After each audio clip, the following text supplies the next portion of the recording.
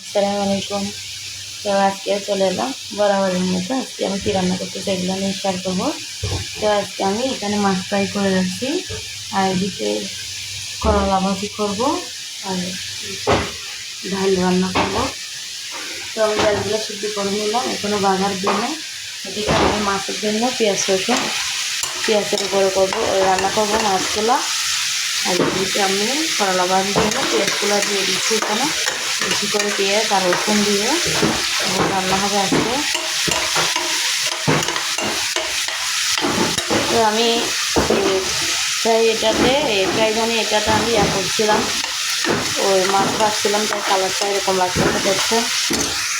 এখানে আমি মাছের জন্য একটুখানি মরিচের গুঁড়া আর হলুদের মশলা গুঁড়া দিয়ে দিচ্ছি। এদিকে হলুদ আর মশলা গুঁড়া দিয়ে দিলাম। করলা ভাজির মধ্যে আমি সেই করলাগুলো ঢেলে দেবো।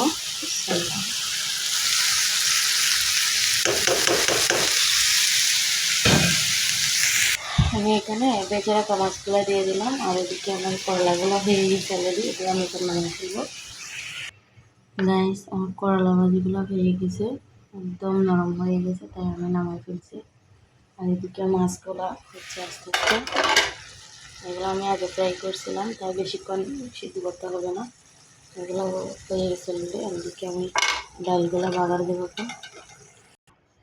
বন্ধুরা, আমার সব রান্না কমপ্লিট হয়ে গেল। আমি এখানে ডালও বাগার দিয়ে দিছি, আর মাছও হয়ে গেছে। এই যে দেখুন, এগুলো তো অনেক আগে হয়েছে।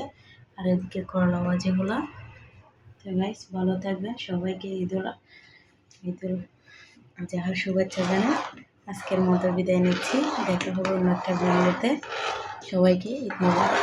আসসালামু আলাইকুম।